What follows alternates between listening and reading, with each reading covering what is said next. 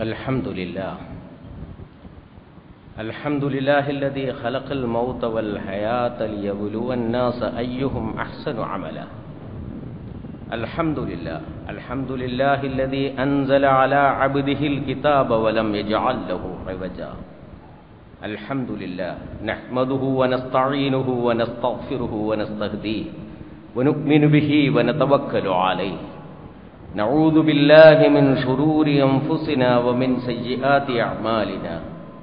من يهده الله فلا مضل له ومن يضلله فلا هادي له. نشهد أن لا إله إلا الله ونشهد أن محمدا عبده ورسوله. اللهم صل على محمد وعلى آل محمد كما صليت على إبراهيم وعلى آل إبراهيم إنك حميد مجيد. وبارك على محمد وعلى آل محمد كما باركت على إبراهيم وعلى آل إبراهيم إنك حميد مجيد. أما بعد فإن خير الحديث كتاب الله وخير الهدي هدي محمد صلى الله عليه وسلم وشر الأمور محدثاتها وكل محدثة بدعة وكل بدعة ضلالة. أيها الناس أوصيكم وإياي بتقوى الله. أعوذ بالله السميع العليم من الشيطان الرجيم. فلينظر الإنسان إلى طعامه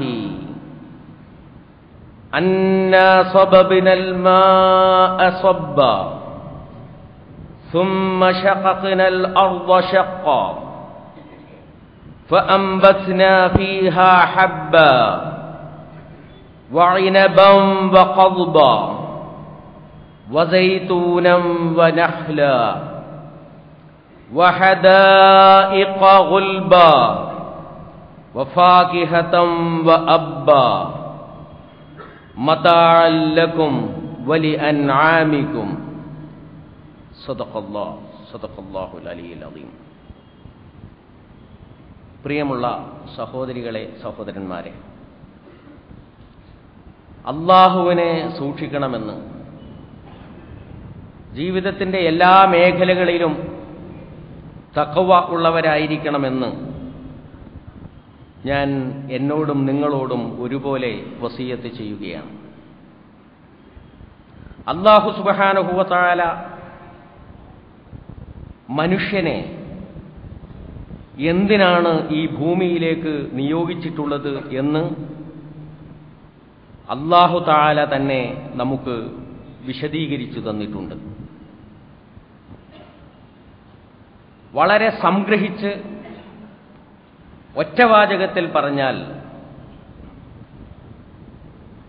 വമാ ഖലഖ്തുൽ ജിന്ന വൽ ഇൻസ ഇല്ലാ ലിയഅ്ബുദൂൻ. മനുഷ്യവർഗത്തെയും ജിന്നുവർഗത്തെയും അല്ലാഹു സുബ്ഹാനഹു വ തആല സൃഷ്ടിച്ചിട്ടുള്ളത് അവന് ഇബാദത്ത് ചെയ്യുവാൻ വേണ്ടി മാത്രം. വളരെ ചുരുങ്ങിയ ഒരു കാലഘട്ടമാണ് ഈ ഭൂമിയിൽ നാം ചെലവഴിക്കുന്നത്. 100 വർഷമെന്ന് കൂട്ടിക്കോളൂ, 125 വർഷമെന്ന് കൂട്ടിക്കോളൂ. പക്ഷേ ഈ പ്രപഞ്ചത്തിൻ്റെ ചരിത്രവുമായി ബന്ധപ്പെടുത്തി നോക്കുമ്പോൾ വളരെ നിസ്സാരമായ ഒരു കാലഘട്ടം. കോടാനുകോടി വർഷങ്ങളായി ഈ പ്രപഞ്ചം സൃഷ്ടിക്കപ്പെട്ടിട്ട് ചലിക്കാൻ തുടങ്ങിയിട്ട് ഇനിയും ഇത് അങ്ങനെ നിലനിൽക്കും അല്ലാഹു ഉദ്ദേശിക്കുന്ന കാലത്തോളം. ഈ വലിയ ഭൂലോകത്തിൻ്റെയും പ്രപഞ്ചത്തിൻ്റെയും ചരിത്രത്തിൽ നമുക്കോരോരുത്തർക്കും ലഭിക്കുന്ന സമയം വളരെ പരിമിതമാണ്. ആ പരിമിതമായ സമയത്ത് നമുക്ക് നിർവഹിക്കാനുള്ള ദൗത്യം ഒന്നു മാത്രമാണ്, അല്ലാഹുവിന് ഇബാദത്ത് ചെയ്യുക എന്ന ദൗത്യം.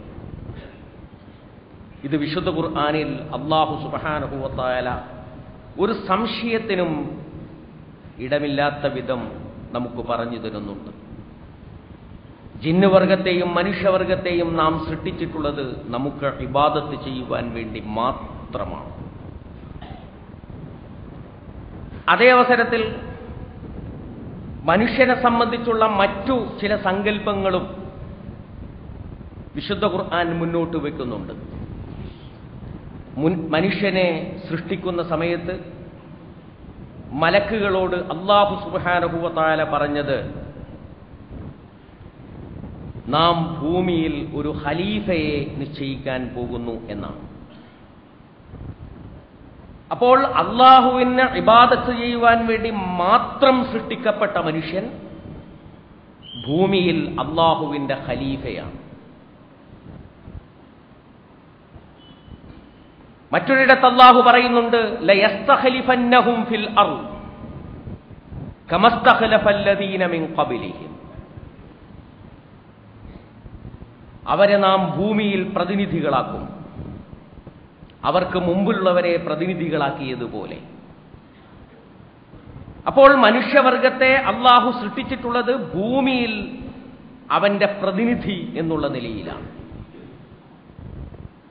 അപ്പോൾ അല്ലാഹുവിന് ഇബാദത്ത് ചെയ്യണം, ഈ ഭൂമിയിൽ അവന്റെ പ്രതിനിധിയായി നിലകൊള്ളുകയും വേണം. അവിടെയും അവസാനിക്കുന്നില്ല. ഹുവല്ലദീ അൻശഅകും മിനൽ അർദ്.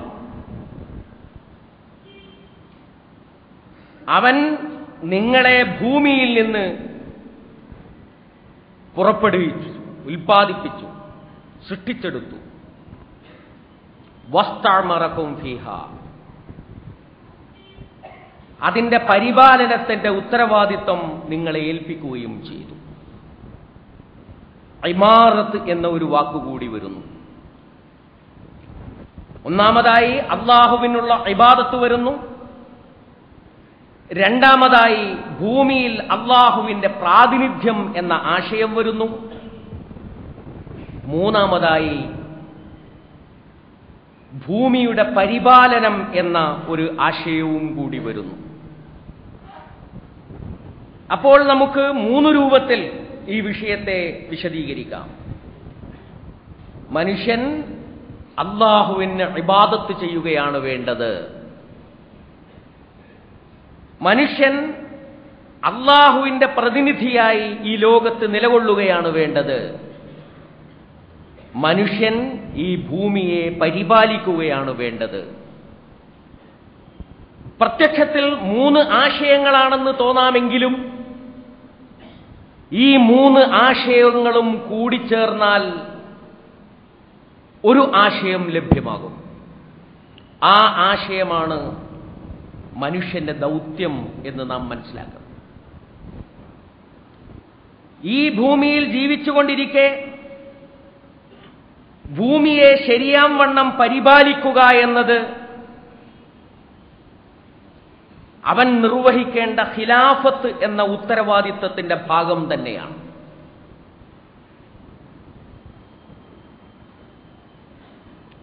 ഭൂമിയെ സംരക്ഷിച്ചു നിർത്തുകയല്ല, അതിനെ പരിപാലിക്കുക. ഇമാറത്തുൽ മസ്ജിദ് എന്ന ഒരു വാക്ക് സാധാരണയുണ്ട്. വിശുദ്ധ ഖുർആനിൽ തന്നെ ആ പദം പ്രയോഗിച്ചിട്ടുമുണ്ട്. പള്ളിയുടെ പരിപാലനം എന്ന് പറഞ്ഞാൽ പള്ളിയെ സംരക്ഷിച്ചു നിർത്തൽ മാത്രമല്ല. പള്ളിയെ സംരക്ഷിക്കണം, പള്ളി വൃത്തിയാക്കി നിലനിർത്തണം, ഇടിഞ്ഞു പൊളിഞ്ഞു പോകാതെ സൂക്ഷിക്കണം എന്നതോടൊപ്പം തന്നെ പള്ളിയിൽ ഇബാദത്തിന് വന്നു ചേരുന്ന ആളുകൾക്ക് വളരെ സുഗമമായി ഇബാദത്തുകൾ നിർവഹിക്കത്തക്ക രൂപത്തിലുള്ള സൗകര്യങ്ങൾ അവിടെ ഒരുക്കണം. പള്ളിയെ ആശ്രയിക്കുന്ന ആളുകളുടെ എണ്ണം വർദ്ധിച്ചു വരുന്ന മുറക്ക് സാധ്യമാകുന്ന സ്വഭാവത്തിൽ അവർക്കുള്ള സൗകര്യങ്ങൾ ചെയ്തുകൊണ്ടിരിക്കണം. ആളുകൾക്ക് ഒളുവെടുക്കാൻ വെള്ളം ലഭ്യമാകണം. കൂടുതൽ കൂടുതൽ സൗകര്യങ്ങൾ വീടുകളിലും ഹോട്ടലുകളിലും അവർ അനുഭവിച്ചുകൊണ്ടിരിക്കുന്ന സൗകര്യങ്ങൾക്കനുസരിച്ച് കൂടുതൽ കൂടുതൽ സൗകര്യങ്ങൾ നൽകിക്കൊണ്ട് പള്ളിയുടെ മിഴിയാർ, പള്ളിയുടെ നിലവാരം മറ്റു പൊതുസ്ഥാപനങ്ങളുടെ നിലവാരത്തോളം അല്ലെങ്കിൽ അതിനേക്കാൾ ഉയർത്തിക്കൊണ്ടുവരണം. ഈ ആശയങ്ങളെ എല്ലാം ഉൾക്കൊള്ളുന്ന സ്വഭാവത്തിലാണ് ഇമാറത്തുൽ മസ്ജിദ് എന്ന് പറയുന്നത്. ഭൂമിയുടെ ഇമാറത്ത് എന്ന് പറയുന്നതും അങ്ങനെ തന്നെയാണ്. ഭൂമിയെ സംരക്ഷിച്ചു നിർത്തിയാൽ മാത്രം പോരാ, ഭൂമിയുടെ സൗകര്യങ്ങളെ വളർത്തിയെടുക്കണം. വർദ്ധിച്ചു വരുന്ന ജനസംഖ്യയെ കണക്കിലെടുത്തുകൊണ്ട് ആളുകൾക്ക് വെള്ളവും ഭക്ഷണവും മറ്റ് സൗകര്യങ്ങളും ലഭ്യമാകണം. ആ ലഭ്യമാകുന്ന സൗകര്യങ്ങൾ വരും തലമുറകൾക്ക് അവരുടെ അവകാശങ്ങൾ നിഷേധിക്കുന്ന സ്വഭാവത്തിലാകാനും പറ്റില്ല. അങ്ങനെ സകല അർത്ഥത്തിലും ഈ ഭൂമിയെ പരിപാലിക്കണം. ഭൂമിയെ ശരിയാംവണ്ണം പരിപാലിക്കുക, അതിനെ വളർത്തിക്കൊണ്ടുവരിക എന്നുള്ളതാണ് ഇസ്തിഅ്മാർ എന്ന വാക്കുകൊണ്ട് ഉദ്ദേശിക്കുന്നത്.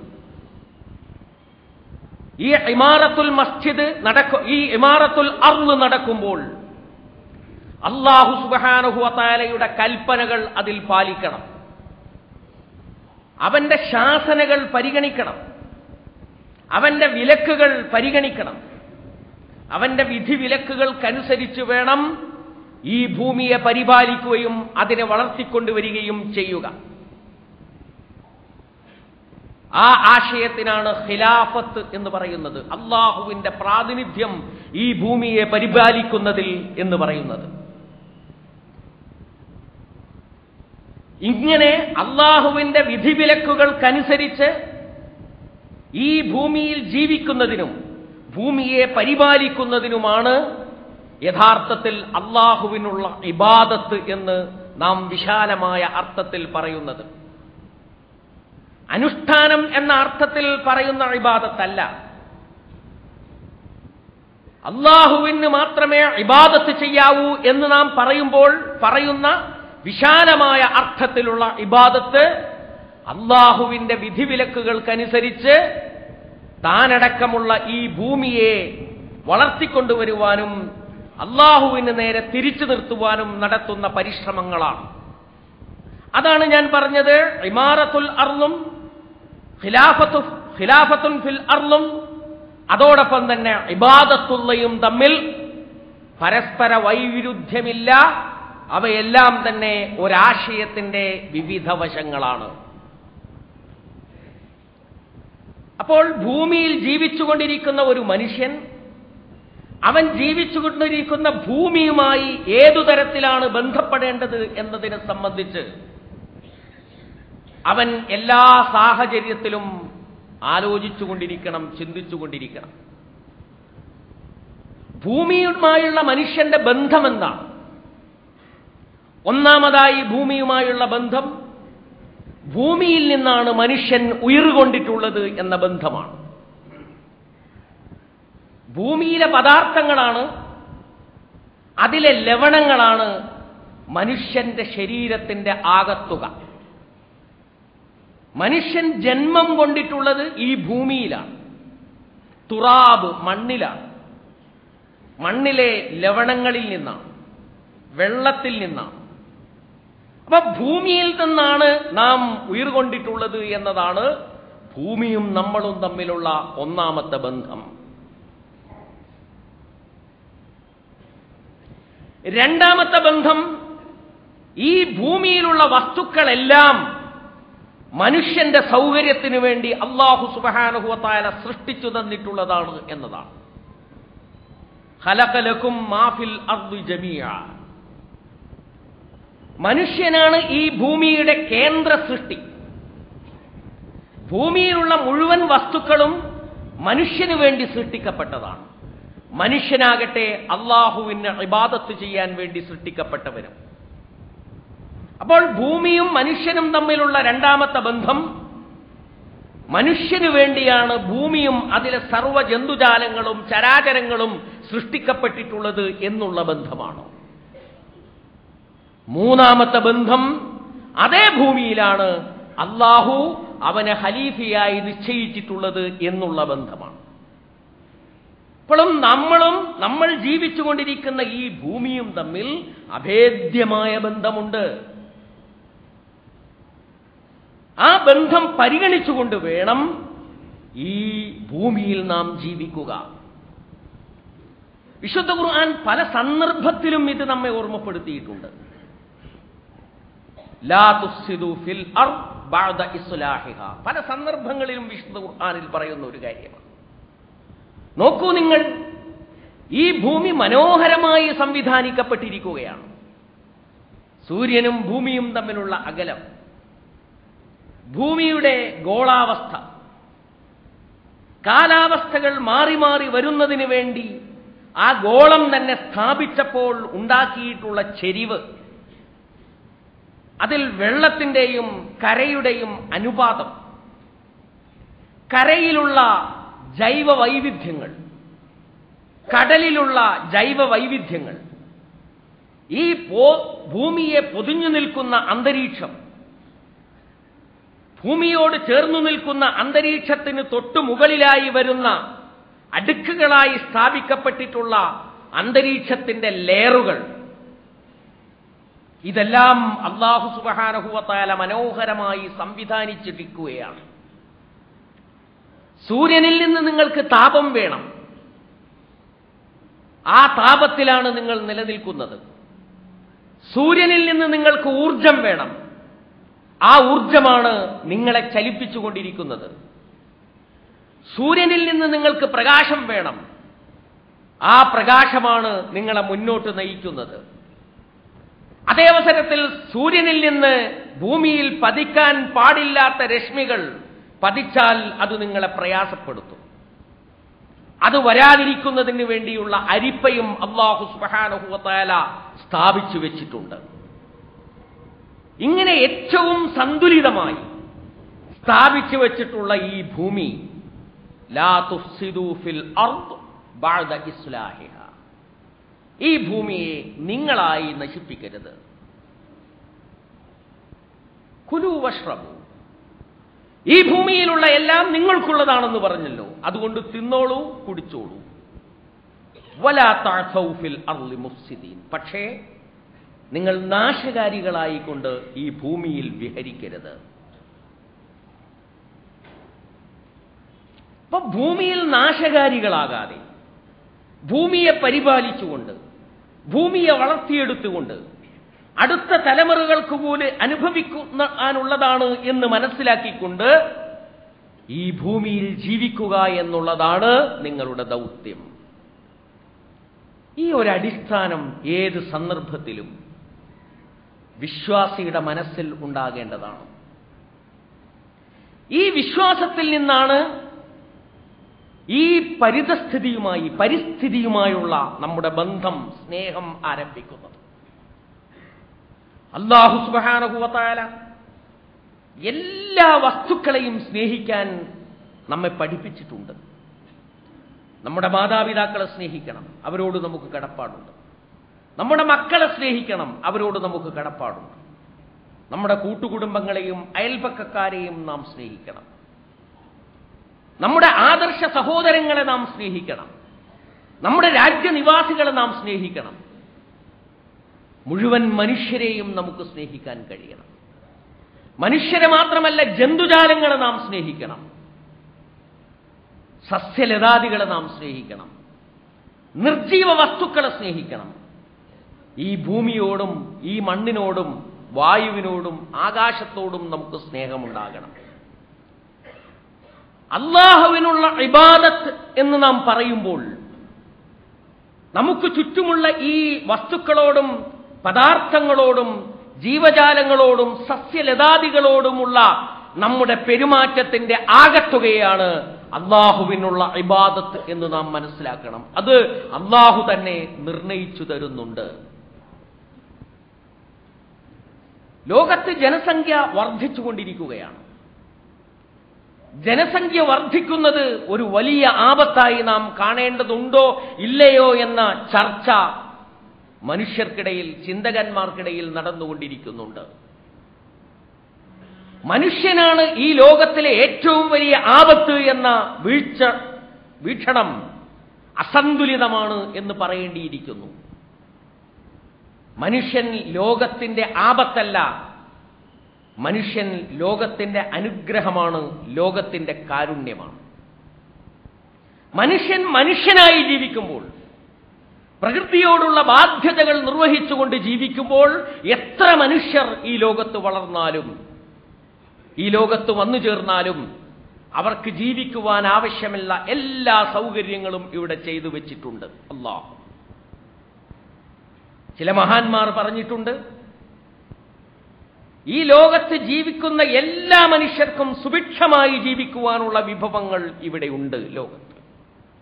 പക്ഷേ ഒരൊറ്റ മനുഷ്യന്റെ ആർത്തിയെ തൃപ്തിപ്പെടുത്താനുള്ള വിഭവം ഈ ലോകത്തില്ല. നമ്മുടെ ആർത്തിയെ തൃപ്തിപ്പെടുത്താൻ കഴിയുകയില്ല, പക്ഷേ നമ്മുടെ ആവശ്യങ്ങളെ തൃപ്തിപ്പെടുത്താൻ ഇന്നും ലോകത്ത് വിഭവങ്ങളുണ്ട്.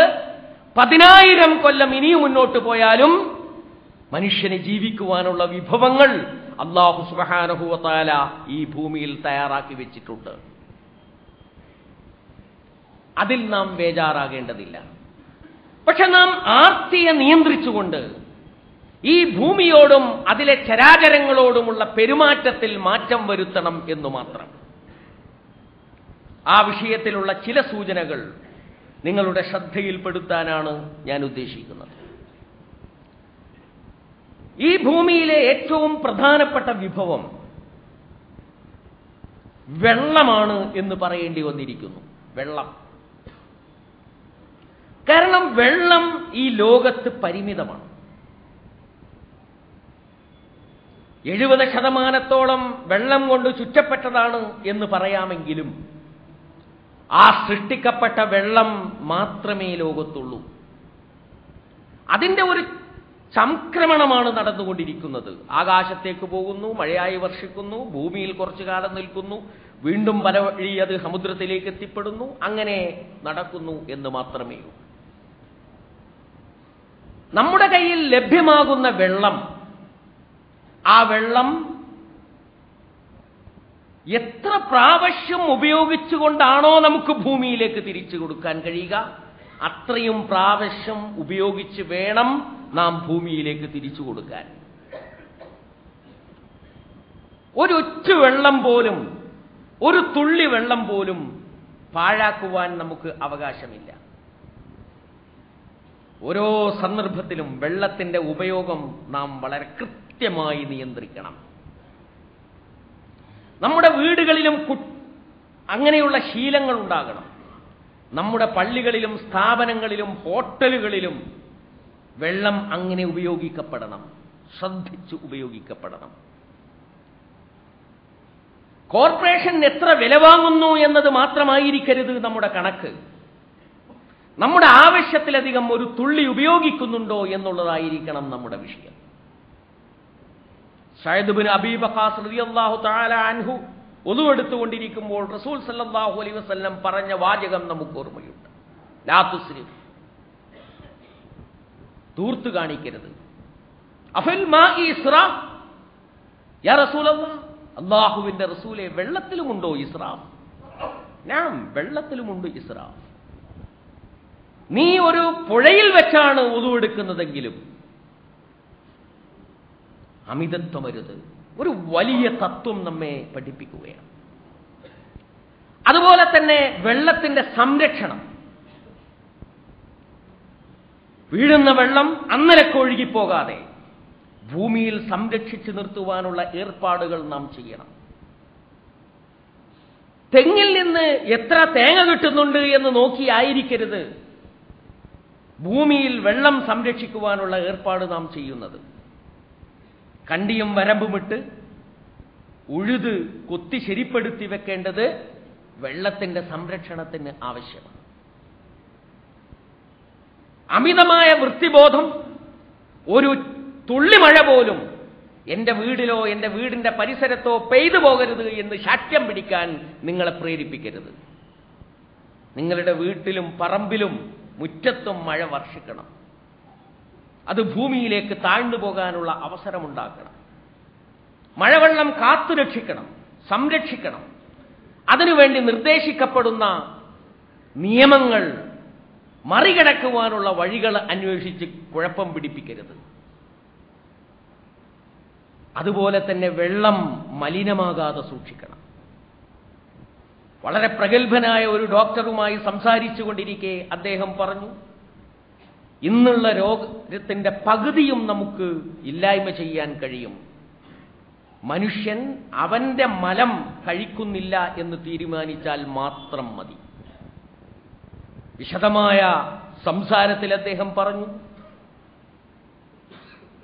നമ്മുടെ ജലം മലിനമായി തീരുന്നതിനുള്ള ഒരുപാട് വഴികൾ, അതിലും നാം സൂക്ഷ്മത വലിക്കണം. വിശദീകരിക്കുവാൻ സമയമില്ല. റസൂലുള്ളാഹി സ്വല്ലല്ലാഹു അലൈഹി വസല്ലം വളരെ കണിശത പുലർത്തിയിരുന്നു ഇക്കാര്യങ്ങളിലെല്ലാം. നിങ്ങൾ കെട്ടിനിൽക്കുന്ന വെള്ളത്തിൽ മൂത്രമൊഴിക്കരുത്, വെള്ളം മലിനമാക്കരുത് എന്നാണ് പറഞ്ഞതിനർത്ഥം. അന്ന് മൂത്രമൊഴിക്കലും വിസർജിക്കലും മാത്രമേ ഉണ്ടായിരുന്നുള്ളൂ എങ്കിൽ ഇന്ന് എൻഡോസൾഫാൻ അടക്കമുള്ള പലതരത്തിലുള്ള മാരക വിഷങ്ങളും വെള്ളത്തിൽ കലർത്തി മനുഷ്യനെയും ജന്തുജാലങ്ങളെയും നശിപ്പിച്ചു കളയുകയാണ്. വെള്ളം മലിനമാക്കരുത്. വെള്ളം എന്ന അമൂല്യ സമ്പത്തിനെ സംബന്ധിച്ച് എപ്പോഴും നാം ഓർക്കണം. ഇത് നമുക്ക് ഉപയോഗിക്കുവാൻ മാത്രമുള്ളതല്ല, നമ്മുടെ ഭാവി തലമുറക്ക് കൂടിയുള്ളതാണ് എന്ന് നാം വിചാരിക്കണം. നമ്മുടെ കണ്ണിലേക്ക് നോക്കി ചിരിച്ചുകൊണ്ടിരിക്കുന്ന പൈതലുണ്ടല്ലോ, ആ പൈതൽ വളർന്നു വരുമ്പോൾ ആ പൈതലിനും വേണം വിശുദ്ധമായ വെള്ളം. രണ്ടാമതായി നാം കാത്തു സൂക്ഷിക്കേണ്ടതാണ് നമ്മുടെ ജൈവ വൈവിധ്യങ്ങൾ. റസൂലുള്ളാഹി സ്വല്ലല്ലാഹു അലൈഹി വസല്ലം പുറത്തേക്കിറങ്ങി ആകാശത്തേക്കും ഭൂമിയിലേക്കും നോക്കി പറയുന്ന ഒരു വാചകമുണ്ട്, റബ്ബനാ മാ ഖലഖ്ത ഹാദാ ബാത്തില. ഭൂമിയിലുള്ള ഒരു സൃഷ്ടിയെയും നീ വെറുതെ സൃഷ്ടിച്ചതല്ല.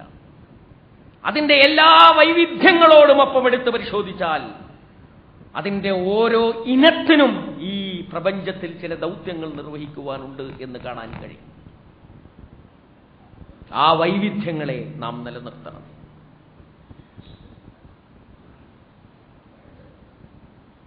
റസൂൽ സല്ലല്ലാഹു അലൈഹി വസല്ലം ഒരിക്കൽ പറഞ്ഞു, മൻ ഖതല ഉസ്ഫൂറൻ, ആരെങ്കിലും ചെറിയ ഒരു കിളിയെ, ഒരു പൈങ്കിളിയെ കൊന്നാൽ,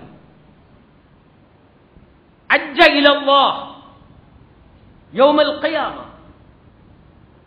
ഖിയാമത്തിന്റെ ദിവസം അല്ലാഹുവിനോട് പരാതി പറയും, ഇന്ന ഫുലാനൻ ഖതലനി അബസ, ഇന്നയാൾ എന്നെ വെറുതെയാണ് കൊന്നത്, ഒരാവശ്യവുമില്ലാതെയാണ് കൊന്നത് എന്ന് പരാതി പറയും എന്നാണ് പറഞ്ഞത്. വെറുതെ ഒരു പൈങ്കിളിയെ പോലും കൊല്ലാൻ പാടില്ല. ഇവിടെ എന്തൊക്കെ ജൈവ വൈവിധ്യങ്ങളുണ്ടോ ആ ജൈവ വൈവിധ്യങ്ങൾ ഈ ഭൂമിയുടെ ഒരാവശ്യമാണ്. അതുകൊണ്ട് അത് അവിടെ നിലനിൽക്കണം, കാത്തു സൂക്ഷിക്കേണ്ടതായിട്ടുണ്ട്. റസൂൽ സല്ലല്ലാഹു അലൈഹി വസല്ലം ഒരിക്കൽ പറഞ്ഞു, ആരെങ്കിലും ഒരു എലന്ത വൃക്ഷം, പ്രത്യക്ഷത്തിൽ എന്തെങ്കിലും ഫലം കിട്ടുന്നതല്ല, അത് ആളുകൾക്ക് നിഴൽ മാത്രം നൽകുന്ന വൃക്ഷം, അതാരെങ്കിലും മുറിച്ചു കളഞ്ഞാൽ അവനെ അല്ലാഹു തല കീഴാക്കി നരകത്തിലേക്ക് വലിച്ചെറിയും. മരം വെട്ടിമുറിപ്പിക്കരുത് ആവശ്യമില്ലാതെ, ഒരു അനിവാര്യമായ സന്ദർഭത്തിൽ മാത്രമേ അത് ചെയ്യാവൂ. അതോടൊപ്പം അതിനേക്കാൾ കൂടുതൽ മരം വെച്ചുപിടിപ്പിക്കുവാൻ നാം ശ്രമിക്കുകയും വേണം. അത് സംബന്ധമായ ഹദീസുകൾ ധാരാളമായി പല സന്ദർഭങ്ങളിലായി നിങ്ങളെ കേൾപ്പിച്ചിട്ടുണ്ട്.